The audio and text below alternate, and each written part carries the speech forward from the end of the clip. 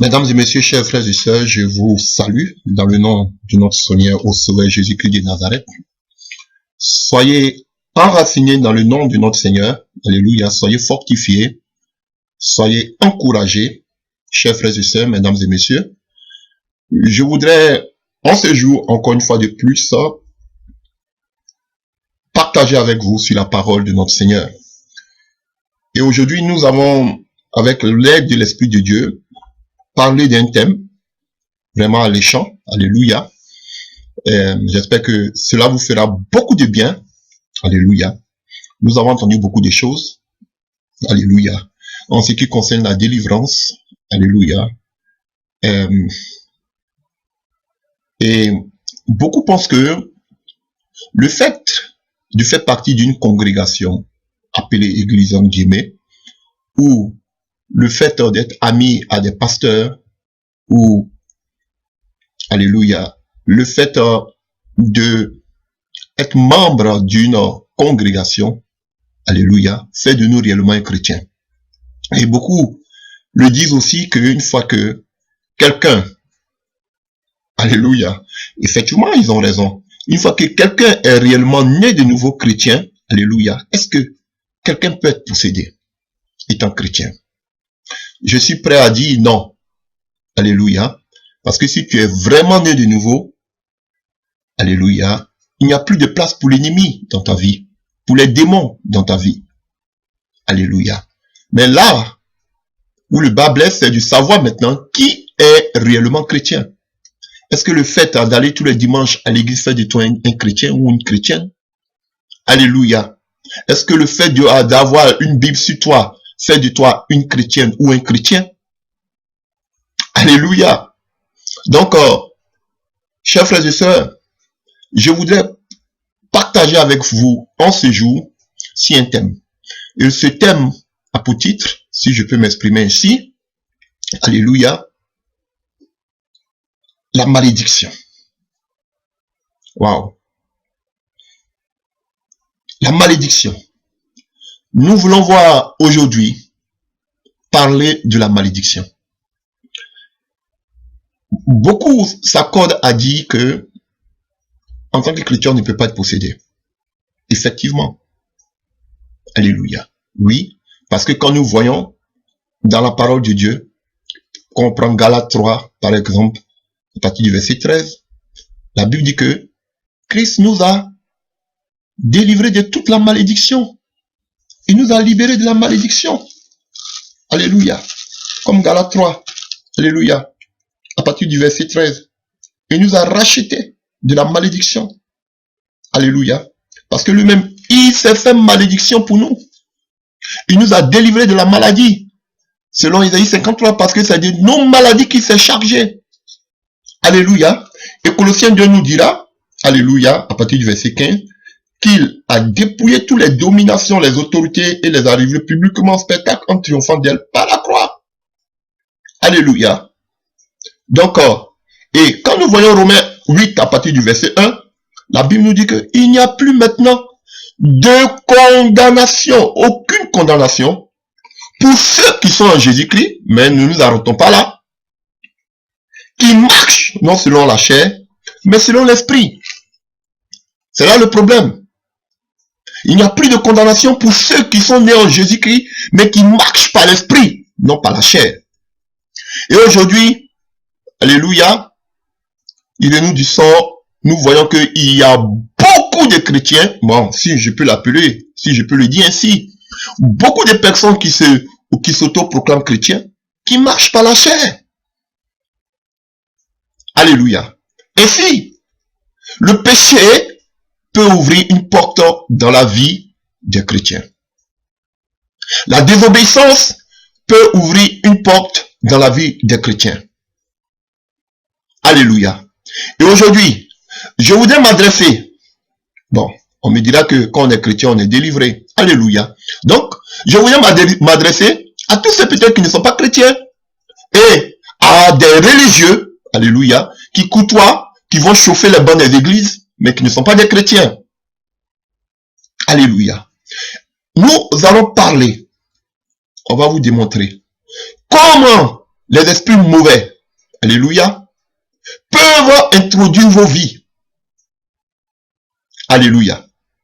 Et nous allons le voir, nous allons le démontrer. Comment des malédictions peuvent s'abattre sur votre vie. On entend cela chaque jour au quotidien. Pasteur, mais je prie, je jeûne, mais rien ne va. Pasteur, je prie, oh. Pasteur, je jeûne, oh. Pasteur, je ne vis pas dans le péché. Pasteur, je ne vis pas, je vis dans la sanctification. Mais pourquoi il y a des blocages dans ma vie? Mais pasteur, pourquoi je tombe toujours malade? Pourtant, je suis chrétienne. Je ne vis pas dans l'impudicité. Pourtant, je vis comme la parole le veut. Mais pourquoi tout cela dans ma vie? Pourquoi tout cela agit dans la vie de mes enfants? Pourquoi mes enfants n'arrivent pas à se marier? Pourquoi mes enfants n'arrivent pas à réussir? Pourquoi moi-même je suis bloqué? Pourquoi je n'arrive pas moi-même à trouver un homme ou une femme dans ma vie? Mais qu'est-ce qui ne va pas dans ma vie? Alléluia. Parce qu'automatiquement, on se dit que si quelque chose ne va pas, c'est parce que tu vis dans le péché. Et généralement, le péché qu'on trouve toujours, c'est l'impudicité, c'est l'adultère. Donc maintenant, quelqu'un qui a tous ces blocages dans sa vie, qui ne vit pas dans l'adultère, qui ne vit pas dans l'impudicité, qu'est-ce que vous lui direz? L'ignorance tue. Alléluia. Le manque de connaissance. Et voilà pourquoi nous allons enseigner, par la grâce de Dieu, que l'Esprit de Dieu nous aide, qu'il ouvre notre connaissance. Alléluia. Et que lui-même nous enseigne, lui qui est l'enseignant. Alléluia. Et voilà la raison pour laquelle nous allons commencer depuis la Genèse, comme on a l'habitude. Alléluia. Et jusqu'à venir à vous. Alléluia.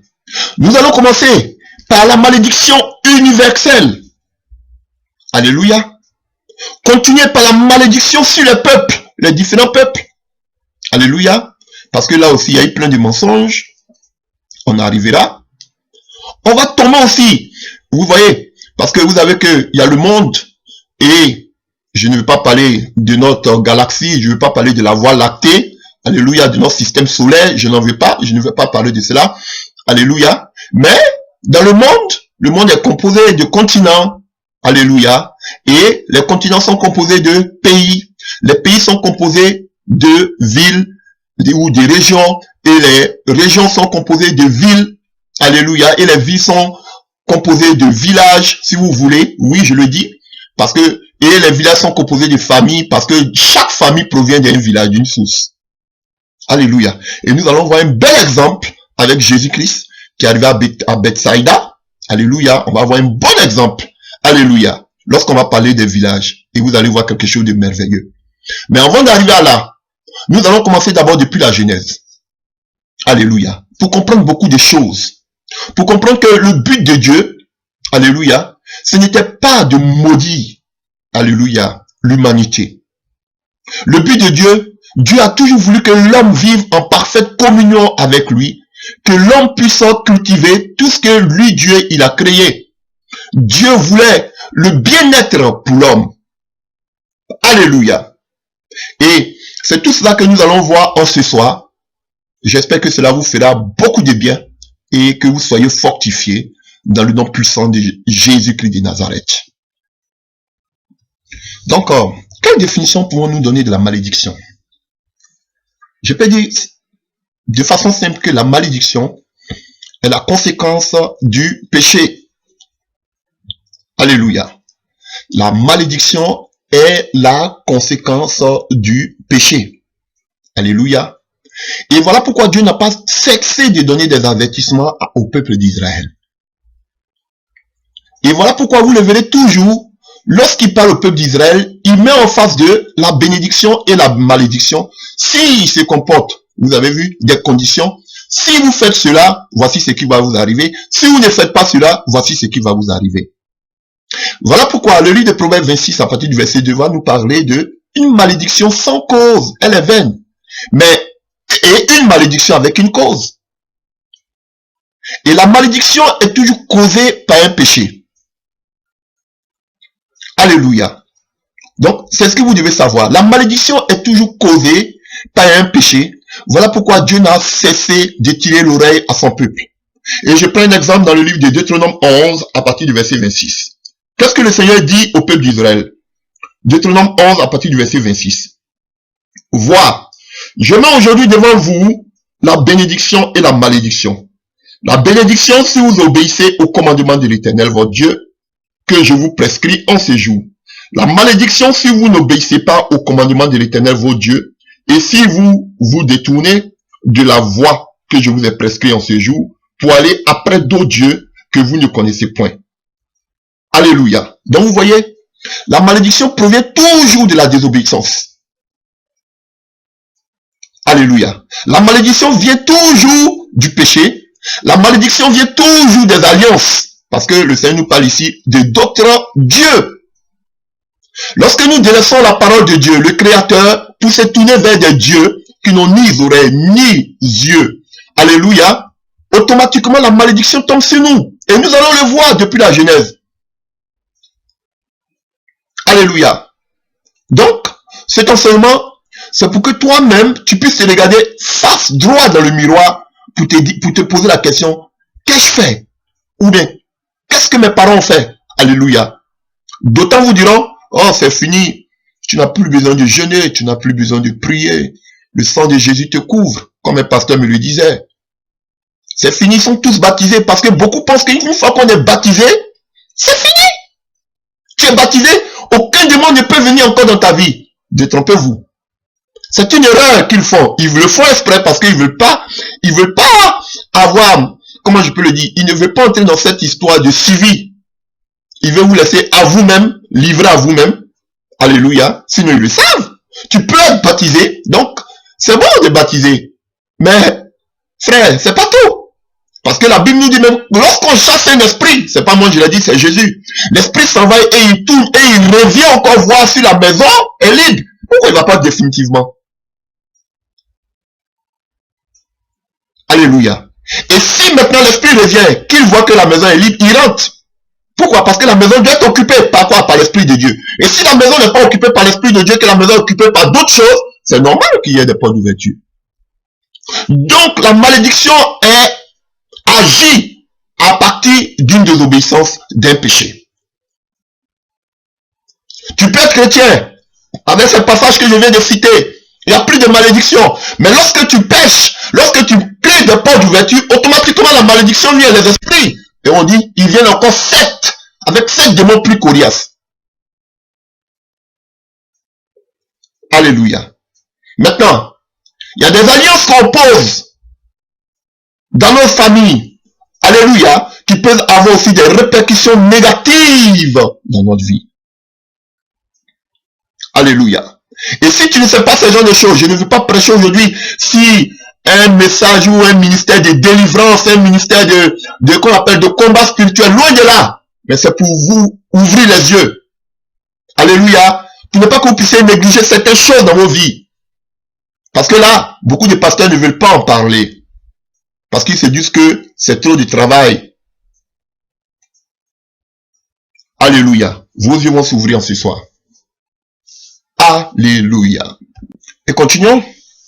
Alléluia. On va parler d'abord un peu de cela avant de continuer. Alors, nous sommes seulement que dans la définition. Exode 20, à partir du verset 5.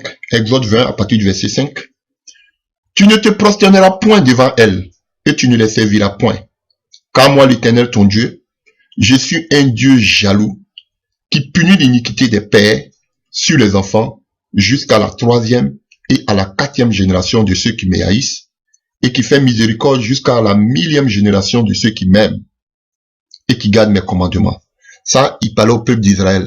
Mais je vais tirer seulement une petite introduction, je vais seulement énumérer quelque chose. Alléluia. Vous voyez, quand Dieu maudit, la Bible nous dit que ça part de la première jusqu'à la 4e génération. Plus ou moins, on sait qu'une génération fait 50 ans. Alléluia. Quand une malédiction s'abat, alléluia, elle s'abat, on dit que elle part d'où? Alléluia, des pères. Alléluia. Et des passages vont dire, ce n'est plus aux pères, ce n'est pas aux enfants de payer pour le péché des pères. Mais, ce qu'on remarque toujours, c'est que les enfants payent toujours les bêtises que leurs parents ont tissées. Donc, la malédiction va d'abord des pères jusqu'aux enfants. Alléluia. De la première jusqu'à la 4e génération. S'il y a eu des alliances à partir d'une personne dans la famille, comptez 50 ans, une génération va passer, 2e génération, 3e génération, 4e génération. Alléluia. Ainsi de suite. Et voilà, je prends un exemple banal. Alléluia. Je ne peux même pas dire banal, parce que c'est la réalité que nous vivons. D'une famille où déjà l'arrière-grand-père a pratiqué les œuvres occultes de la sorcellerie. Sachez que lorsque l'arrière-grand-père va mourir, il ne s'en ira jamais avec la sorcellerie. Il donnera encore la sorcellerie à un de ses descendants. Et le descendant aussi donnera la sorcellerie à un de ses descendants. Et ainsi de suite. Donc, quand déjà une famille est affectée déjà par les esprits, un exemple de la sorcellerie, à moins qu'ils deviennent des chrétiens. S'il n'y a pas quelqu'un qui est chrétien, le processus court. Ça poursuit son cours, du moins. Est-ce que vous arrivez à comprendre? Jusqu'à ce que peut-être il y ait des chrétiens pour arrêter cette hémorragie ténébreuse. Voilà pourquoi c'est important, frère, de savoir ce genre de choses. Alléluia. Nous en reviendrons. Donc vous voyez ici, on nous parle de la première à la 4e génération. Ça, on parle de la malédiction. C'est vrai qu'on parle ici d'Israël. Jésus-Christ, c'est la fin de la malédiction pour nous. Alléluia. Je veux seulement énumérer. Si tu penses que tu es né de nouveau, que toi, aucun esprit ne peut venir t'emmerder, alléluia, gloire à Dieu. Mais je parle à ceux qui traversent par ces genres de moments difficiles. Je ne dis pas que tout le monde est affecté par des démons. C'est vrai que nous serons tentés. Alléluia. Mais tant que tu vis comme la parole de Dieu veut, tu vis dans la sanctification, dans la consécration, ils te feront la guerre, mais ils ne te vaincront jamais.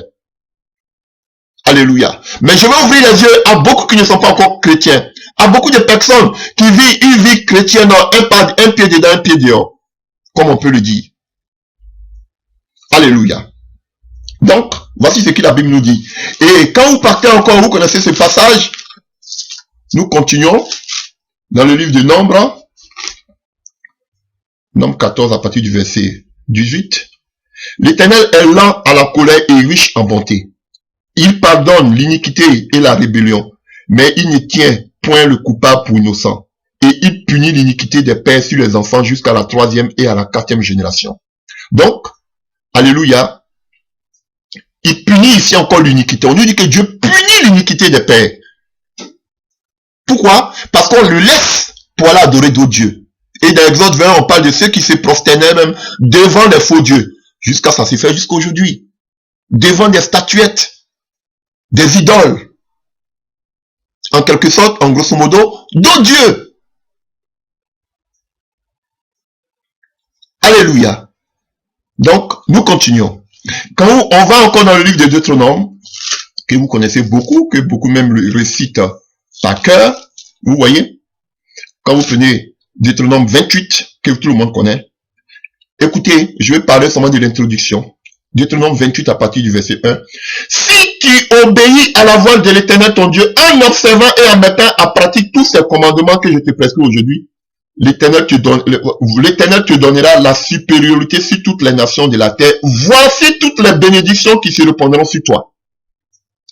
Alléluia. Et qui seront ton partage lorsque tu obéiras à la voix de l'Éternel ton Dieu. Donc, lorsque tu obéis à la voix de Dieu, ce sont les bénédictions. Alléluia. Mais, au verset 15 de Deutéronome 28, qu'est-ce qu'on nous dit ici? Mais si tu n'obéis point à la voix de l'Éternel ton Dieu, et si tu n'observes pas et ne mets pas en pratique tous ces commandements et toutes les lois que je te prescris aujourd'hui, voici toutes les malédictions qui viendront sur toi et qui seront ton partage. Donc vous voyez, il y a toujours une condition. Si tu marches selon la parole de Dieu, tu seras béni. Et non seulement toi, mais encore ta progéniture. Mais si tu ne marches pas selon la parole de Dieu, tu seras maudit. Et toute ta progéniture aussi sera maudite. Ah frère, c'est la réalité. À moins que dans cette progéniture, il y a des chrétiens qui vont s'enlever dedans par le sang de Jésus-Christ qui va les couvrir, qui va les laver, parce que le sang de Jésus nous couvre déjà depuis plus de 2000 ans. qui va effacer, du moins, si je peux m'exprimer ici, qui va effacer toute cette condamnation. Mais s'il n'y a pas de chrétiens, la condamnation demeure. Donc tous ceux qui ne sont pas en Christ sont sous la condamnation, sont sous la malédiction. Frère, c'est la conclusion. Parce que le seul qui peut annuler la malédiction, c'est Christ. Si tu n'as pas Christ, tu es maudit. Parce que vous ne voulez pas une famille, une région, je ne sais pas, une nation où il n'y a pas de malédiction. Ce n'est pas possible. Que ce soit en Europe comme en Afrique. Quand on parle de malédiction, on parle des œuvres occultes. Les gens ont toujours tendance à penser que c'est de l'Afrique que vient tout ce qui est mauvais. Qui vous dit? Frère, j'étais au milieu de plein d'Européens qui ont des malédictions ancestrales terribles. Je vous dis. Où on trouve plus d'hôpitaux psychiatriques. Où on les trouve? C'est pas en Afrique, c'est en Europe. Mais ça, ils vont vous démontrer que c'est normal, ce sont des maladies, mais ce sont des esprits. Excusez-moi, ça va vous choquer, mais je le dis. Où on voit plus de prisons à 5 étoiles. Ce n'est pas en Afrique, c'est en Europe. On dit que non, ce sont des prisonniers. Non, mais ils sont pas violents, mais on les met quand même. Ils ont des prisons 5 étoiles pour blanchir, pour montrer que tout est propre. Mais ce sont des gens qui ont besoin aussi d'aide. Vous voyez, en Europe, on veut montrer que tout est parfait. Alléluia. Ils ont la malédiction aussi ancestrale. J'en ai connu plein. Non, mais on veut nous montrer que c'est tout ce qui est mauvais vient de l'Afrique. Toutes les malédictions, c'est les Africains. Qui vous dit? Où il y a plus de taux de suicide? C'est en Europe. C'est pas en Afrique. Mais si tout est parfait, pourquoi on se suicide en Europe? Frère, prêchons l'évangile. Alléluia. Au lieu de caresser les gens, parce que vous attendez d'eux de l'argent. Prêchez l'évangile. Alléluia. Donc, frères, sœurs, mesdames et messieurs, quelqu'un qui n'a pas Jésus-Christ dans sa vie, il est maudit. Il est sous la malédiction ancestrale. Il est sous la malédiction adamique. Oui, c'est vrai que presque toute l'humanité est sous la malédiction adamique. Mais le seul qui peut nous enlever de cette malédiction, c'est Jésus-Christ de Nazareth. Et si tu n'as pas celui qui peut enlever la malédiction, c'est que tu es sous la malédiction. Maintenant, tout le monde va dire, oui, moi je suis chrétien, mais le problème maintenant, qui est né de nouveau? Qui est né d'en haut? C'est le Seigneur seul qui connaît. Voilà pourquoi il faut faire ces gens d'enseignement. Vous avez dit que, oh, ils sont tous chrétiens, mais qu'est-ce que vous connaissez leur relation avec le Seigneur? Lorsqu'ils vous quittent, ils sont dans leur coin secret, vous connaissez leur vie? Arrêtez! Vous voulez montrer que tout est beau. Ils ont des véritables problèmes, ces gens. J'ai beaucoup travaillé dans la délivrance, donc je sais de quoi je parle. Je ne parle pas de quelque chose que je ne connais pas. C'est pas seulement en Afrique, même en Europe. Alléluia. Des taux de dépression terribles.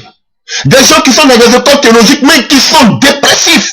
Et on leur dit que face à cela, il faut qu'ils prennent des médicaments.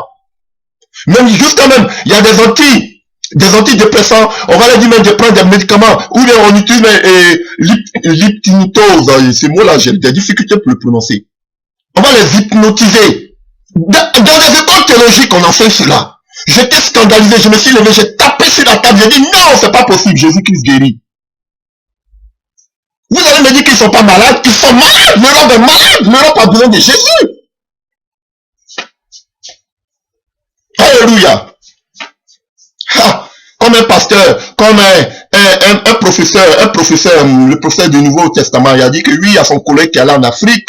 Lui, lorsque son collègue est parti, il a prié pour des personnes, mais il voyait que les gens tombaient.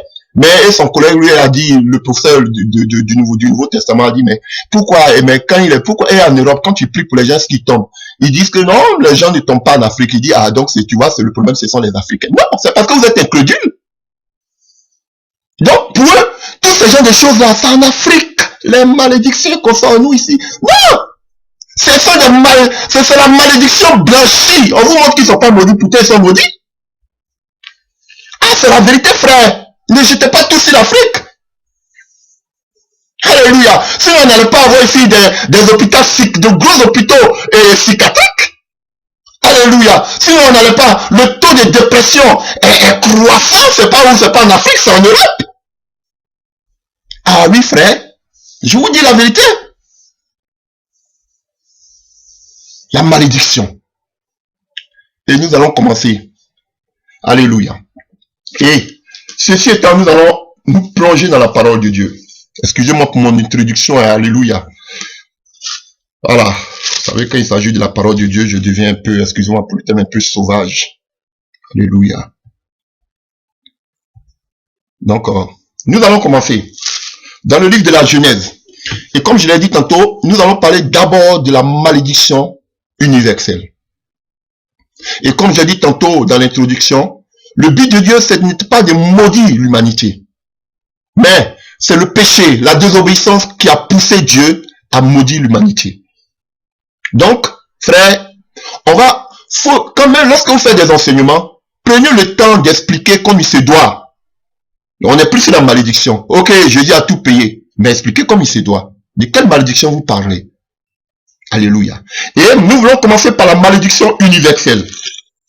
La malédiction universelle, comprenez par la malédiction universelle, toute la malédiction qui s'abat sur toute l'humanité, qui atteint toute l'humanité. Alléluia.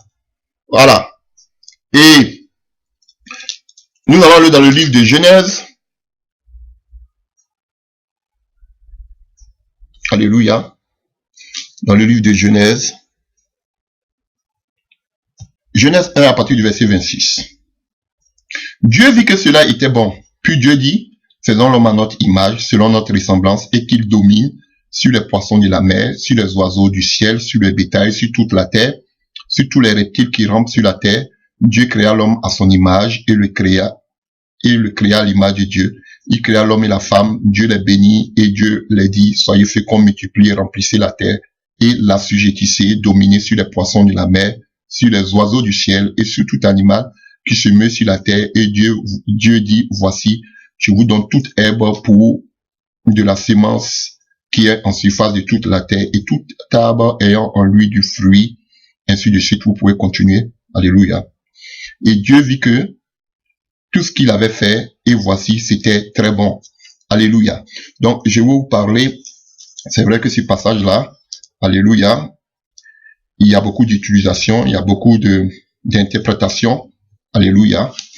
Voilà. Beaucoup d'interprétations en ce qui concerne, mais ce n'est pas mon thème aujourd'hui, parler du pluriel, hein, parce qu'il y a plusieurs interprétations lorsque Dieu dit faisons l'homme à notre image. Alléluia.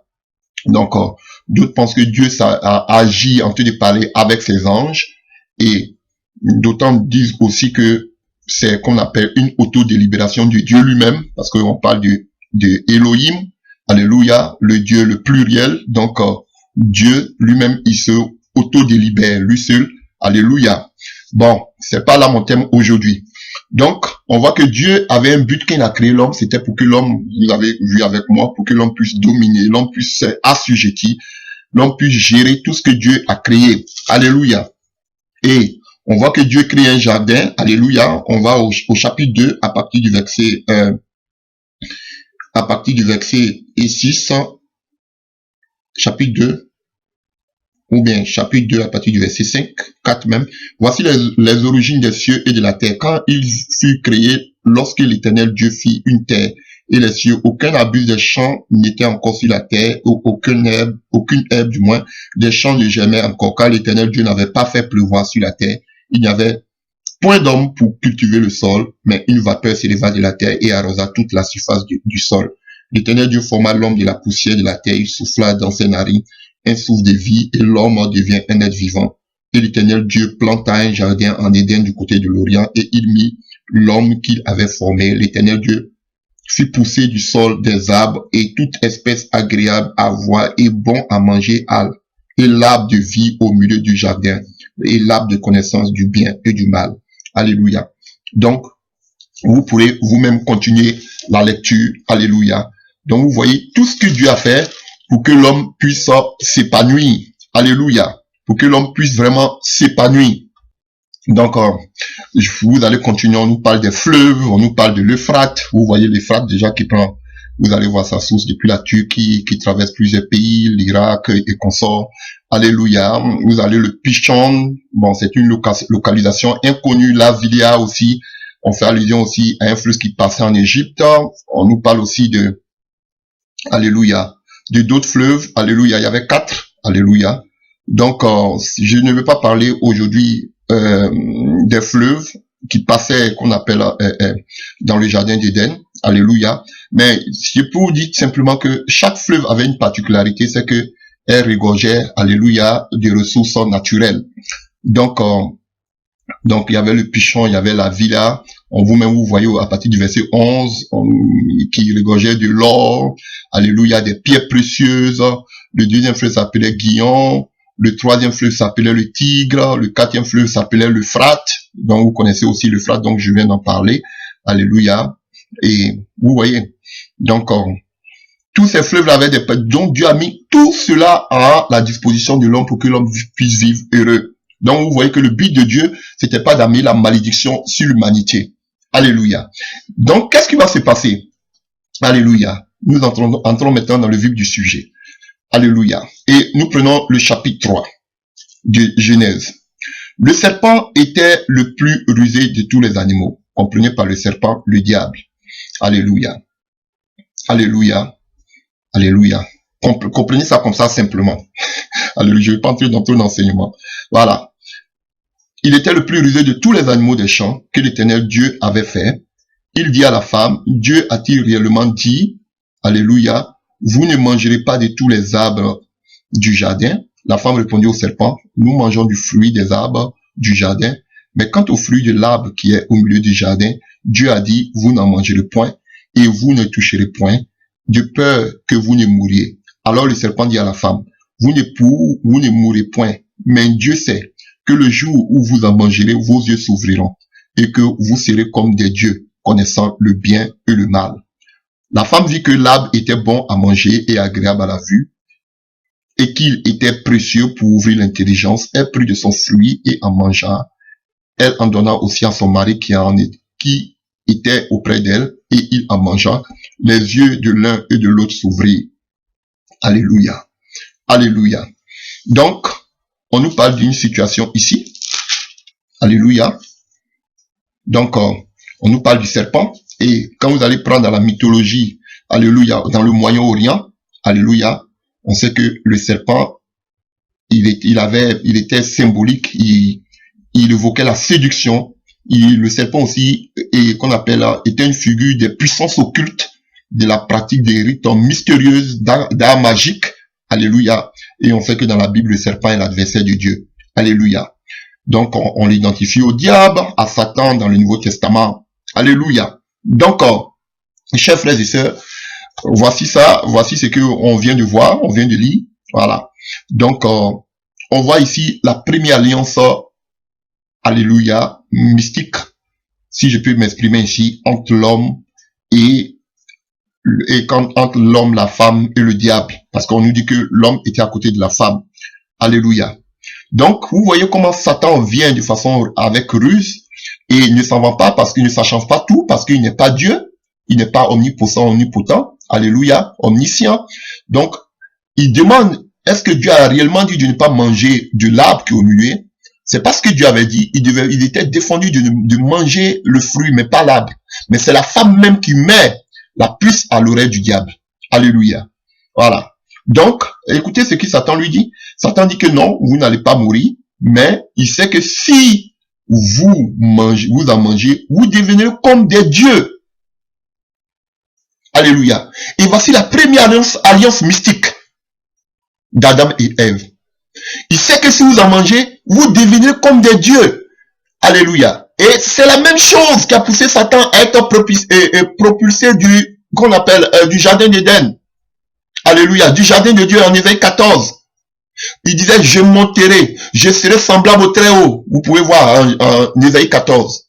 C'est ça. Alléluia. Donc, frère, vous voyez, vous allez devenir des dieux. Et vos yeux vont s'ouvrir. De quels yeux? Ils avaient déjà des yeux. Mais l'œil mystique. Frère, voici la première alliance mystique. Alléluia. Et pour qu'il y ait cette alliance, il fallait qu'il fasse quoi? Il mange quelque chose. Voici l'initiation de la sorcellerie aux œufs mystiques. Voilà pourquoi pour la sorcellerie, avant que quelqu'un ait les yeux ouverts, avant que quelqu'un ne pratique la sorcellerie, on doit l'initier déjà par quelque chose qu'il doit manger. Ah oui, voici ce que vous voyez ici. Et pour que eux, ils soient initiés aux œuvres occultes, il fallait qu'ils mangent de quoi? De cette pomme, de ce fruit, défendu. Alléluia.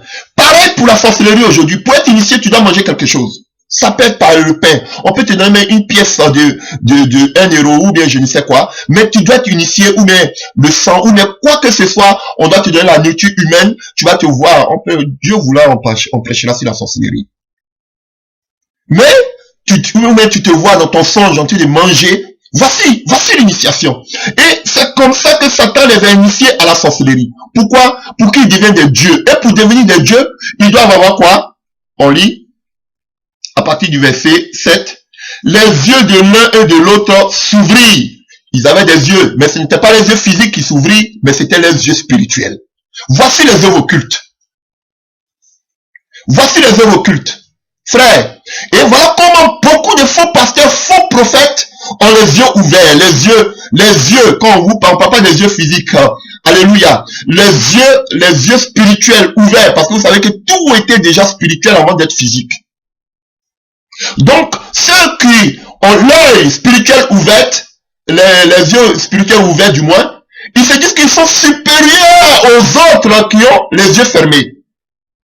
Donc, du coup, ils se prennent comme des dieux sur l'humanité. Ces Illuminati, ces francs-maçons, ces sorciers. Parce qu'ils se disent qu'ils ont un pouvoir surnaturel, ils voient ce que vous ne voyez pas. Ces pasteurs, aujourd'hui, par des œuvres mystiques, par des alliances, ils peuvent deviner ce qu'il y a dans votre vie. Ce n'est pas des paroles de connaissance, ce n'est pas des prophéties, mais ce sont des œuvres occultes mystiques qui ouvrent l'entendement, ils voient ce qui se passe dans votre vie. C'est mystique. Et c'est ce qui se passait ici avec Adam et Ève. Leurs yeux s'ouvrirent parce qu'ils voulaient être quoi? Supérieurs. C'est ça. Satan, quand tous ces gens qui font des pactes aujourd'hui, Satan veut leur donner le pouvoir, la grandeur, l'élévation. Vous serez supérieurs aux autres. Voilà pourquoi il parle avec arrogance qu'il peut vous tuer. Pourquoi? Parce que c'est quoi supérieur? Vous êtes comme des animaux devant eux. Parce qu'eux, ils voient ce que vous ne voyez pas. Ces faux prophètes et ces faux pasteurs qui utilisent des œuvres occultes pour vous faire tomber, des œuvres occultes pour décrire des choses dans vos vies, mais qui ne vous prêchent jamais de la parole de Dieu, qui ne vous prêchent jamais de la sanctification, qui ne vous prêchent jamais de la repentance, qui ne vous prêchent jamais du retour de Jésus-Christ. Ça, ce sont des choses que vous n'avez jamais entendues dans leur bouche. Ce sont des choses par lesquelles vous pouvez les identifier. Ils vont parler seulement de la prospérité, de la guérison, de la sorcellerie. Mais vous ne parlerez jamais de la repentance parce qu'ils ne peuvent pas travailler contre le royaume des ténèbres. Alléluia, le royaume des ténèbres n'est pas divisé. Ils ne vont jamais vous amener à quoi? Au salut. Ils ne vont jamais vous amener à la délivrance. Ils ne vont jamais vous amener à la repentance, à la sanctification ou de vous préparer au retour de Jésus-Christ. Ils ne vont jamais vous prêcher dessus. Donc vous pouvez les identifier. Ces faux prophètes-là, regardez le message qu'ils prêchent. Ne regardez pas le pouvoir qu'ils sont en train de montrer. Regardez leurs paroles. Vous allez voir déjà que ce sont des faux prophètes. Parce que ce pouvoir, ils ne peuvent pas préparer le royaume des cieux. Non, ils sont là pour le travail du diable. Alléluia. Voilà pourquoi on vous dit non. Vous êtes sur la domination des sorciers. Vous êtes ceci. Vous êtes pauvres. Vous voyez, c'est pour voiler. Et vous aussi, comme les gens aussi, l'humanité est en train de gémir par rapport aux difficultés. On se dit, ah oui, on est fatigué. Et vous tombez dans les pièges. Mais un véritable serviteur de Dieu parle de la repentance, parle qu'on appelle du retour de Jésus, parle d'abandonner ses péchés. Voici un véritable serviteur de Dieu. Alléluia. Donc frères et sœurs, voici la première alliance mystique qui s'est faite. Et alors que Dieu avait dit qu'il ne doit pas adorer aucun autre Dieu. Ils ont adoré d'autres dieux, il faut adorer le diable. Pour avoir quoi? Pour devenir aussi des dieux. Ainsi, les yeux spirituels se sont ouverts. Alléluia. Et ils ont commencé à voir. Voici où est arrivée la malédiction. Alléluia. Donc, c'est Satan qui est venu proposer les œuvres occultes, la sorcellerie. Regardez là aujourd'hui, combien de faux serviteurs de Dieu, combien de charlatans aujourd'hui vendent la sorcellerie, vendent le pouvoir mystique. Il ne se cache plus. Parce que Satan sait qu'il lui laisse peu de temps. Avant, les féticheurs, on partait les trouver dans des coins retirés où on ne les connaît, on ne pouvait même pas les voir. Mais maintenant, là, ils sont sur la place publique, mais ils ont des comptes Facebook où vous pouvez prendre la sorcellerie, les œuvres occultes et rapidement. Ils ne se cachent plus.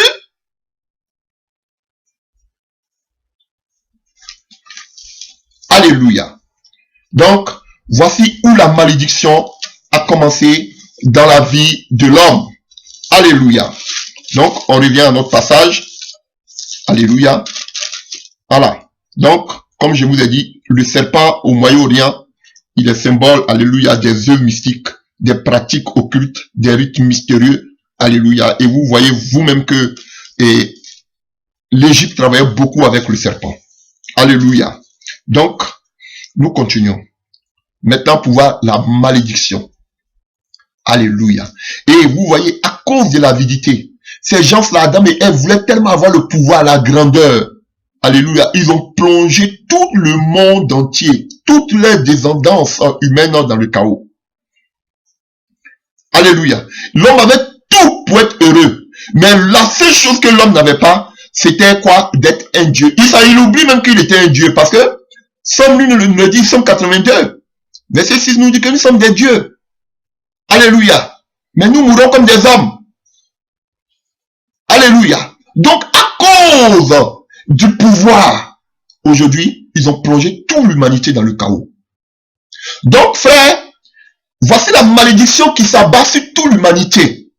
Que tu sois pasteur, tu sois révérend, tu gênes 10 fois par semaine, ou je ne sais quoi, tu as la parole, cette malédiction s'abat sur toi. Ah, ce sont des choses aussi qu'il faut expliquer. Frère, cette malédiction d'Adam et Ève, comme on dit au catholique, le péché véniel, alléluia, ou bien le péché originel, cette malédiction s'abat sur toute l'humanité. À moins que toi, tu n'es pas descendant d'Adam et Ève. Voilà. Donc, frère, voici la malédiction originelle, ou même si on peut dire la malédiction universelle qui s'abat sur toute l'humanité. Voilà. Donc,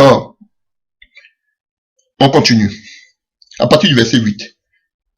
Alors, ils entendirent la voix de l'Éternel qui parcourait le jardin, dans le livre, toujours dans le livre de Genèse 3, à partir du verset 8. Vers le soir, et l'homme et sa femme se cachaient loin de la surface de l'Éternel Dieu, au milieu des arbres du jardin. Mais l'Éternel Dieu appela l'homme et lui dit, « Où es-tu » Il répondit, « J'ai entendu ta voix dans le jardin et j'ai eu peur parce que je suis nu. Et je me suis caché. » Et l'Éternel Dieu dit, « Qui t'a appris que tu es nu? Est-ce que tu as mangé de l'arbre dont je t'avais défendu de manger ?» L'homme répondit, « La femme que tu as mise auprès de moi m'a donné de l'arbre et j'en ai mangé. » Et l'Éternel Dieu dit à la femme, « Pourquoi as-tu fait cela ?» La femme répondit, « Le serpent m'a séduite. » C'est de la séduction. Tout ce qu'ils sont en train de vous faire là, c'est de la séduction. Alléluia. Et j'en ai mangé. Vous voyez, Satan déjà, la première des choses pour avoir beaucoup de chrétiens, ces pasteurs aujourd'hui qui ont rétrogradé, c'est la séduction. Ils voient les autres, entre guillemets, soi-disant serviteurs de Dieu, qui ont de grands ministères, qui ont de grandes églises, qui ont beaucoup de membres, comme eux-mêmes ils le disent, qui ont la prospérité. Ils vous, ah, toi aussi tu peux devenir comme cet homme-là. Mais viens, voici ça, touche, accepte cela, tu seras comme eux. La séduction, et les gens sont séduits, ils veulent être comme, ils prennent les hommes maintenant comme les idoles. Alléluia. On veut être grand comme tel homme de Dieu. On va t'élever comme tel homme de Dieu. Pourtant, la plupart de ces gens qui sont élevés sont des gens qui ont pactisé avec le diable. Alléluia. L'Éternel dit au serpent, « Puisque tu as fait cela, tu seras maudit entre tout le bétail et entre les animaux des champs. Tu marcheras sur ton ventre et tu mangeras de la poussière tous les jours de ta vie. Je mettrai inimitié entre toi et la femme, entre ta postérité et sa postérité. Celle-ci écrasera ta tête et tu lui blesseras le talon. » Alléluia. Alléluia. Est-ce à dire que le serpent, alléluia, avait des pieds? Je ne sais pas, je ne saurais le dire. Ce que je peux dire, c'est que le fait que Dieu le précipite dans la poussière, c'est signe, alléluia, Alléluia. C'est l'image de l'ennemi qui a été vaincu. Alléluia. Alléluia. Et on peut le voir dans le livre de Michée 7 à partir du verset 17, qui a été vaincu et il est réduit dans la poussière. Alléluia. Donc, on voit que la malédiction que Dieu donne, alléluia, qu'on appelle, tu feras la guerre à la femme, à sa descendance, mais celle-ci, tu lui mordras le talon, mais elle t'écrasera la tête. Alléluia. Et tout cela, la descendance. Et puis, ce que je veux mentionner, Dieu a maudit seulement que le serpent ici. Quand vous allez voir l'homme et la femme, il ne parle pas de malédiction, mais si nous-mêmes nous savons que ce sont des malédictions, mais où on voit le mot maudit, c'est lorsqu'il s'agit du serpent. Non, le serpent est déjà maudit, le diable est déjà maudit depuis le commencement. Alléluia. Donc le serpent, on sait que le talon, on voit la progéniture de la femme qui serait des êtres humains. Alléluia. Et on sait que sa progéniture, alléluia, on nous parle de Jésus-Christ de Nazareth, né d'une femme dans le livre de Galates 4, à partir du verset 4, qui a vaincu Satan. Alléluia. Selon Romains 5, verset 8, Romains 10, et 10 aussi 21. Donc, Romains 5, à partir du verset 8, 10, alléluia, vous pouvez le voir aussi. Donc, on sait que la progéniture de la femme, c'est Jésus-Christ de Nazareth qui va écraser la tête du diable et le réduire dans la poussière. Voilà. Donc, c'était une prophétie qui était déjà annoncée. Alléluia. Et par la croix, Jésus-Christ a accompli tout cela. Amen. Voilà. Donc, ça, c'est la malédiction qui concerne le serpent. Mais nous, on ne s'arrête pas au serpent. On va voir la malédiction qui a été annoncée à la femme. Frère, voici une des malédictions qui agissent sur toute l'humanité, même si ce n'est pas mentionné malédiction. Alléluia. Voilà. Donc, il dit à la femme, au verset 16, « J'augmenterai la souffrance de tes grossesses. Tu enfanteras avec douleur, et tes désirs se porteront vers ton mari, mais il dominera sur toi. » Il n'y a pas une autre chose encore que le Seigneur a dit d'autre. Alléluia. Il va augmenter la souffrance de tes grossesses. Alléluia. Bon, Ève n'avait pas encore accouché. Alléluia. Est-ce à dire qu'elle devait accoucher sans avoir des contractions?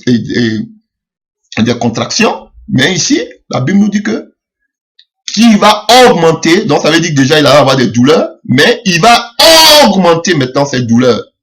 Ça va devenir de façon atroce. Alléluia. Donc, chers frères, voici ce que la femme, le Seigneur dit de la femme, qu'il augmentera la souffrance de ses grossesses. Alléluia. Tu enfanteras avec douleur, et tes désirs vont te porter vers ton mari, mais il dominera sur toi.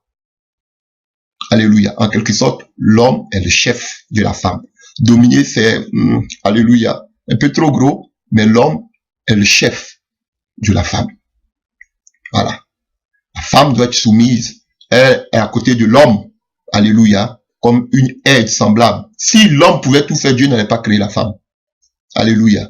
Mais aujourd'hui, là, frère, c'est les femmes même qui sont allées sur la tête de l'homme. C'est la femme même qui commande tout aujourd'hui ici. Surtout même en Europe. Alléluia. Prêchez ça aussi aux femmes, là. Alléluia. Qui portent des culottes dans les foyers, là. Et quand on va parler, vous avez dit qu'on est en divorce. Alléluia. Parlez-leur aussi à ces femmes-là. Qu'ils amènent aussi la malédiction sur leur vie, là. Alléluia. Des femmes rebelles. Alléluia. Plein de divorces même à cause de quoi? Du social ou bien, je sais pas, à cause de l'argent des enfants. Mais c'est la malédiction. Des femmes insoumises à leur mari. Voilà. L'émancipation. Entrez même jusqu'à dans le foyer. Enseignez aussi là-dessus.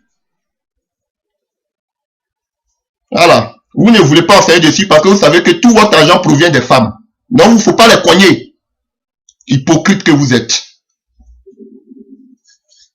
Alléluia. Donc, et il n'est pas dit ici. Voilà. En théologie, on va vous dire que quand on parle des menstruations douloureuses,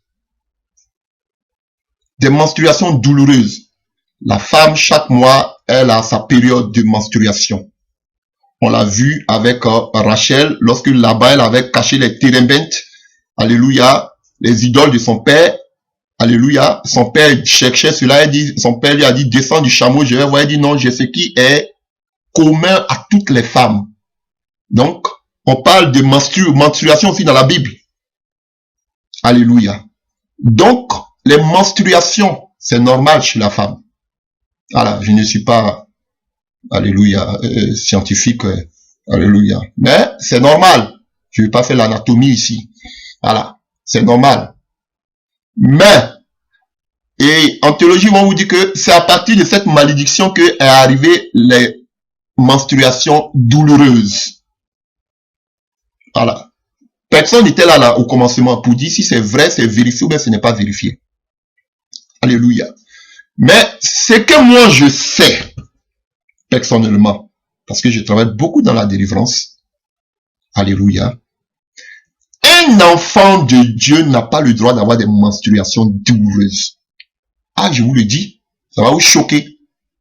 Vous prenez des antidouleurs, vous prenez des comprimés, tout ceci, tout cela. Frère, sœur, une femme n'a pas le droit d'avoir des règles douloureuses, excusez-moi pour le thème, des menstruations douloureuses. Une femme chrétienne n'a pas le droit d'avoir des menstruations douloureuses. Ah oui, je vous le dis. Comment on peut contracter une menstruation douloureuse?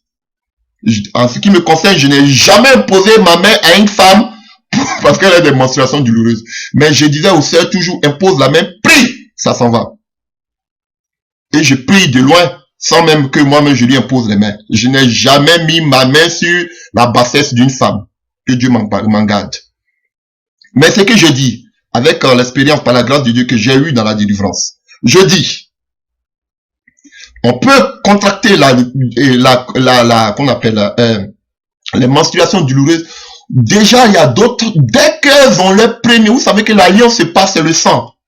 Dès qu'elles ont leur première menstruation qui commence, automatiquement, elles commencent à ressentir des douleurs. Alléluia. Et vous allez voir que, c'est ce que je suis en train d'expliquer, on va entrer dans les familles. Vous allez voir qu'il y a des familles où presque tout le monde, pour ne pas dire toutes les femmes ont des menstruations douloureuses. Voici des liens. Et beaucoup pensent que c'est normal d'avoir une femme, c'est normal d'avoir des menstruations douloureuses. C'est anormal. 2. Une femme, s'il y a eu, bon, pour dire 1, s'il y a eu des liens occultes dans la famille, on vous consacre à des œuvres occultes, où il y a des maris de nuit. Là où il y a des maris de nuit, il y a toujours des menstruations douloureuses. Ça, je vous le dis. Là où il y a toujours des maris de nuit, il y a toujours des menstruations douloureuses.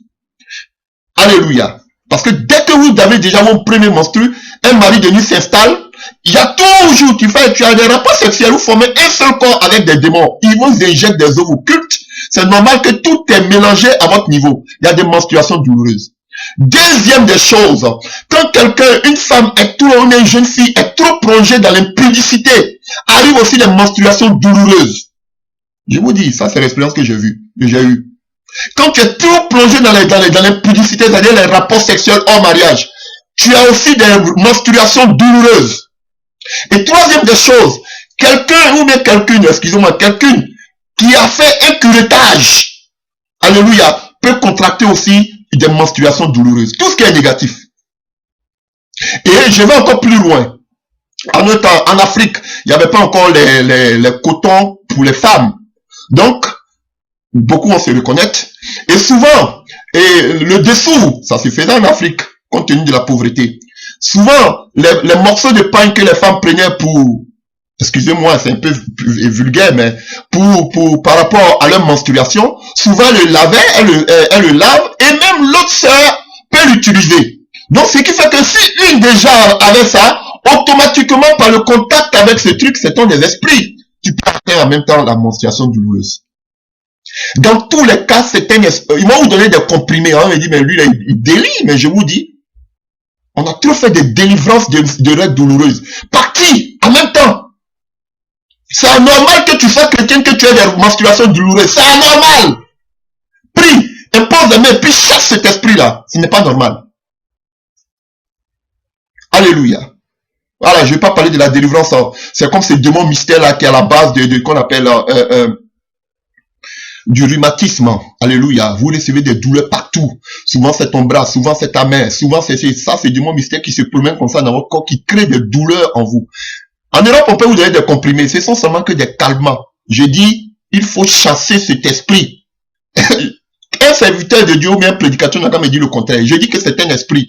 Frère, ma soeur, pas mon frère, ma soeur, tu dis que tu es chrétienne, ou tu ne dois pas avoir de menstruation douloureuse. Alors, tu te répands et puis tu pries toi-même, parce qu'aucun serviteur de Dieu ne doit t'imposer tes mains sur tes parties intimes. Alléluia.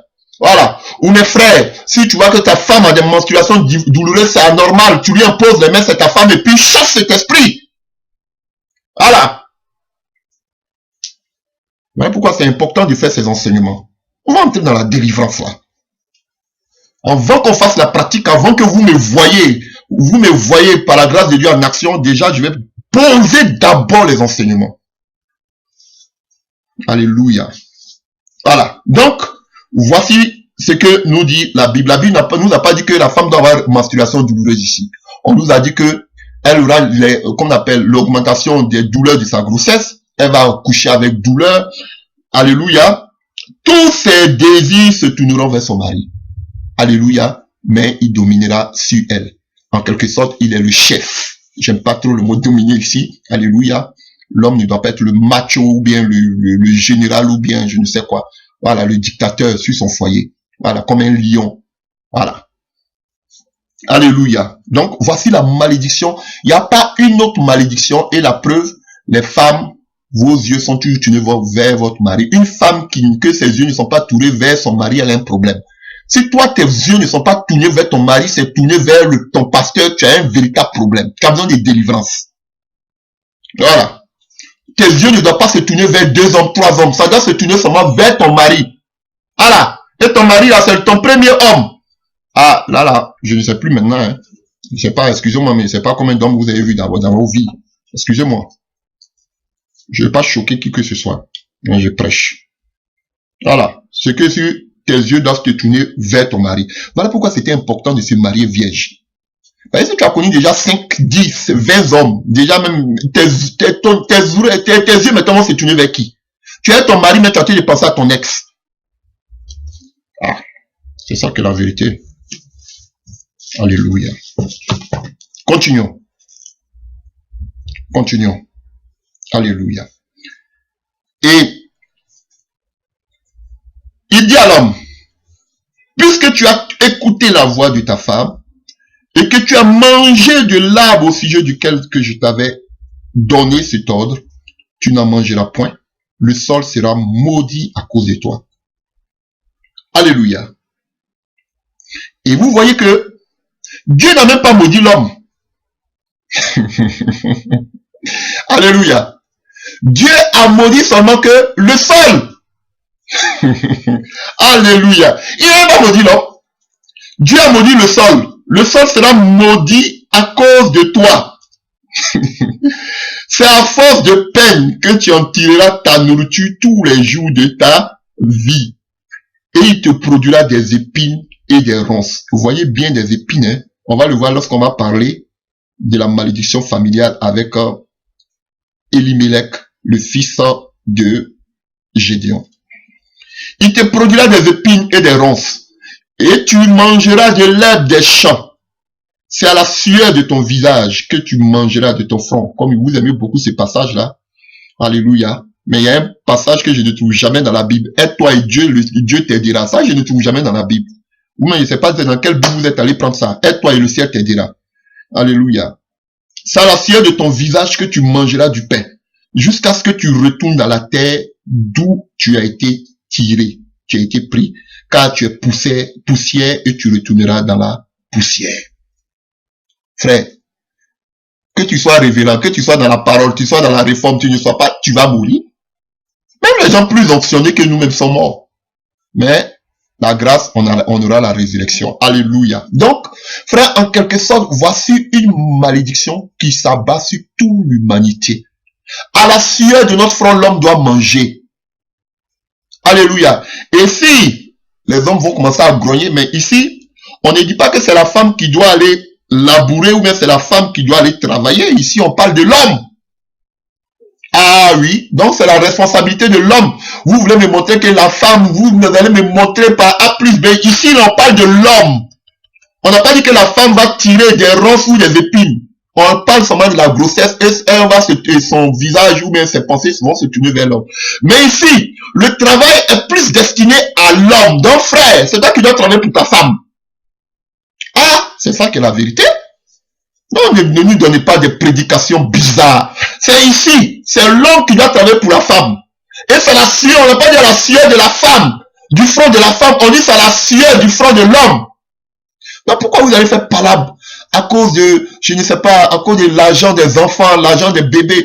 Frère, moi-même, jusqu'à ma femme me dit toujours, je n'ai jamais vu un euro même de mes enfants. Ça ne me préoccupe pas.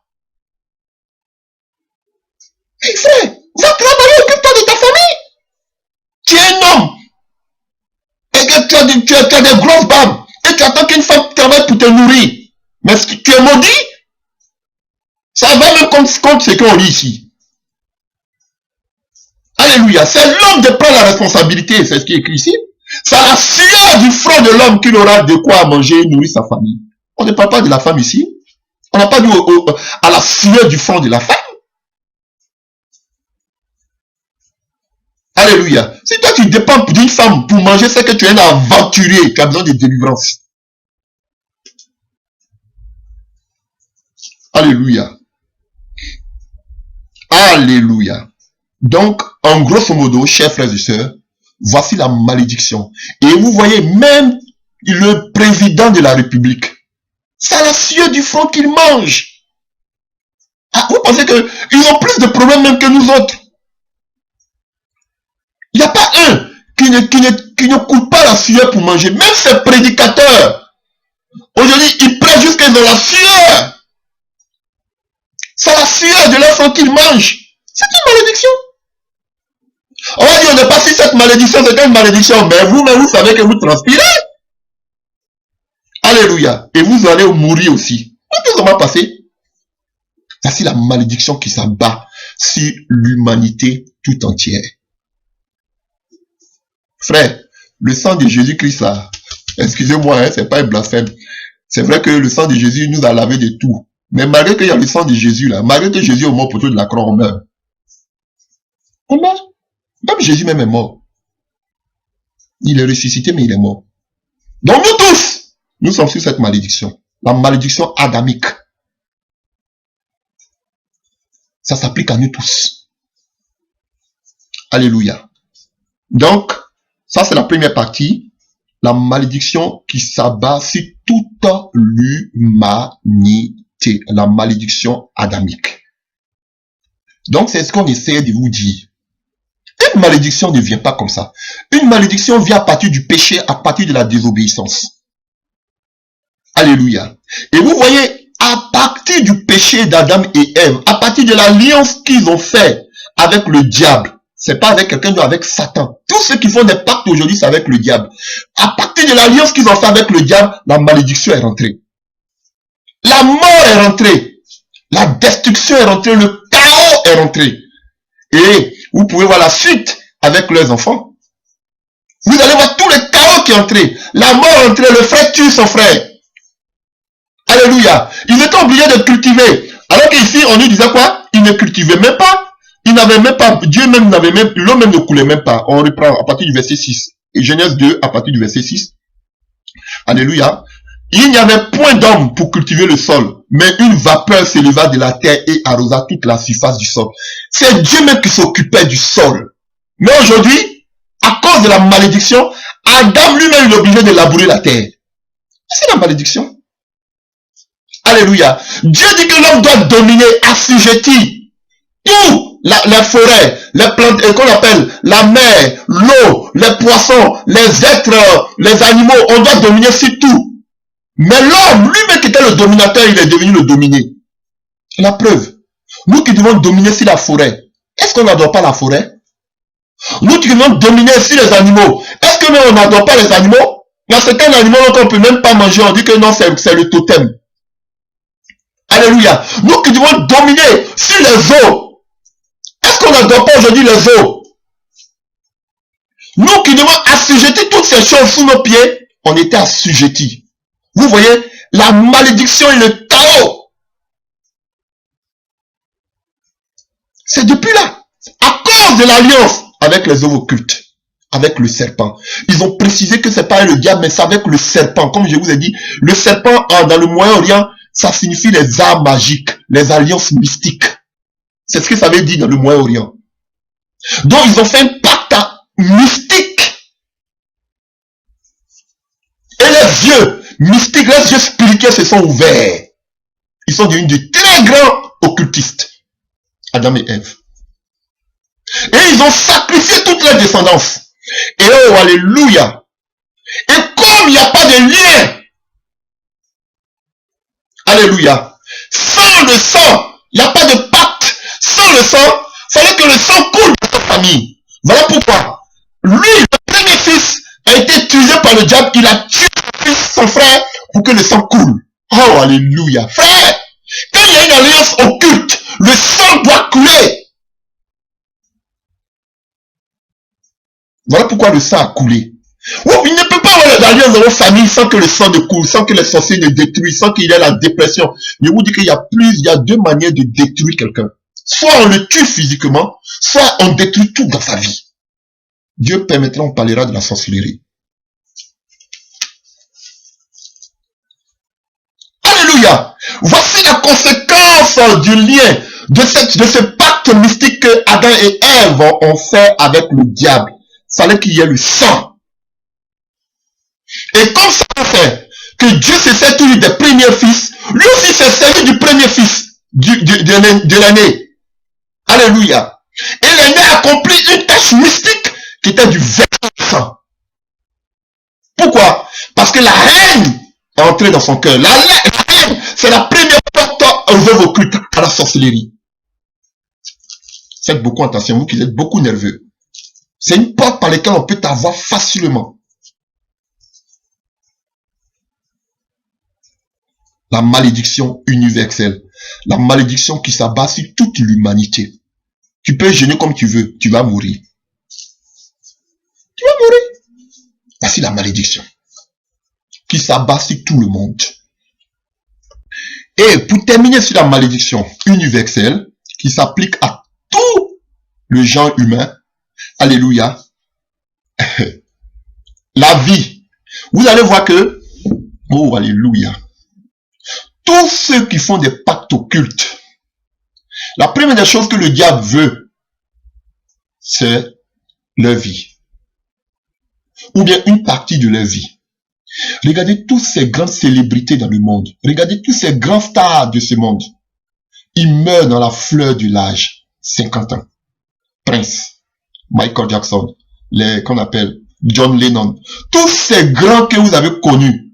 Marilyn Monroe. Tous ces gens-là. Ils meurent dans la fleur de l'âge. Parce que quand ils font des pactes pour être célèbres, pour être des dieux dans ce monde, des grands dans ce monde, la première des choses que Satan demande, c'est une partie de leur vie. Ha! Alléluia. Une partie de leur vie. Et c'est ainsi que depuis le pacte que Adam et Ève ont fait avec le diable, la durée de vie de l'homme a été réduite. Alléluia. La durée de vie de l'homme a été réduite à cause de la malédiction. L'homme qui a vécu le plus d'années sur la terre, selon la parole de Dieu, vous le dites toujours, depuis Mathusalem. Depuis Mathusalem. Dans le livre de Genèse 6, à partir du verset 3. La Bible nous dit qu'il a vécu 967 ans. N'est-ce pas? Alléluia. Et alléluia. La Bible nous dit que l'homme le plus viril, alléluia, l'homme à cause du péché va vivre jusqu'à combien? 120 ans. C'est ce que Dieu a dit. Et on voit que Moïse même a vécu jusqu'à 120 ans. De 967 ans. Regardez, depuis Mathusalem, mais regardez votre Bible, lisez Genèse, vous allez voir qu'au fur et à mesure qu'ils vivaient, ceux qui venaient, leur durée de vie diminuait. Leur durée de vie diminuait. Leur durée de vie diminuait. Jusqu'à 120 ans. Et lisons dans le livre de Somme 90. Somme 90, à partir du verset 10. On va voir quelque chose. Alléluia. Somme 90. Alléluia. Nous lisons. À partir du verset 7. Nous sommes consumés par ta colère et ta fureur nous épouvante. Tu mets devant toi nos iniquités et à la lumière de ta face nos fautes cachées. Tous nos jours disparaissent par ton courroux. Vous voyez, parce que Dieu est dans son courroux. Nous voyons nos années s'évanouir comme un son. Les jours de nos années s'élèvent à 70 ans et pour les plus robustes à 80 ans. Vous avez vu? De 120 ans que Dieu avait dit, alléluia, généralement tous les Moïse, ils sont morts à 120 ans. Moïse est mort à 120 ans. Mais, après 120 ans encore, Dieu dit que, parce qu'il est dans son courroux à cause du péché, la durée de vie de l'homme commence à descendre. Parce qu'on a commencé à adorer d'autres dieux. Et qu'est-ce qui se passe? On nous dit que nos vies sont jusqu'à 70 ans. Et pour l'homme le plus coriace, il va vivre 80 ans. Alléluia. Est-ce que vous comprenez? Alléluia. Vous allez me dire, oui, mais il y a des gens qui vivent un peu plus. Faites au moins le calcul. Faites au moins. Voyez un peu l'échelle. Combien de personnes vivent au-dessus de 80 ans? Faites un peu le pourcentage. Combien de personnes vivent au-dessus de 80 ans? Ça n'arrive même pas à 5%. Avec l'évolution de la médecine, avec l'évolution de la science, ça ne vaut même pas plus de 5%. C'est une malédiction. À cause du péché. Maintenant même là, on a le Seigneur disait qu'il n'y en a pas parmi le peuple d'Israël aucune femme qui avorte, aucune femme même qui a des fausses couches. Mais aujourd'hui, on assiste à tout. Des enfants morts-nés, des gens même qui ne veulent même pas des enfants, des avortements. Ça, c'est le péché. Et plus le péché, il y a le péché, plus qu'on appelle le nombre de nos jours sont diminués, réduits.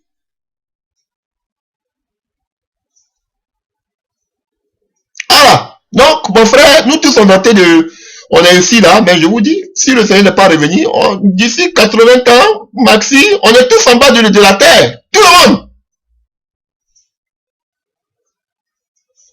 Tu es poussière, tu retourneras poussière. Frère, les causes de la malédiction. Et cela agit sur toute l'humanité. Même faut être docteur en parole, en théologie, ou bien faut avoir l'onction. Tu vas mourir. Il y a des gens qui ont eu l'onction même qui sont morts. Tu vas mourir. La malédiction. Alléluia. Et pour terminer, alléluia, pour compléter ce que je suis en train de dire, on prend Genèse 47 à partir du verset 7. Genèse 47 à partir du verset 7. Joseph fit venir Jacob son père et le présenta à Pharaon. Et Jacob bénit Pharaon. Pharaon dit à Jacob, quel est le nombre quel est le nombre de jours des années de ta vie? Jacob répondit à Pharaon, les jours des années de mon pèlerinage sont de 130 ans. Alléluia. Les jours des années de ma vie ont été peu nombreuses et mauvaises, et ils n'ont point atteint les jours des années de la vie de mes pères durant les pèlerinages. Alléluia. Vous voyez? Donc, lui-même, Jacob reconnaît que il n'a pas eu trop de jours, et ces jours étaient mauvais. Il n'a même pas atteint la longueur de vie, la longueur atteint le nombre d'années de ses pères, à cause du péché.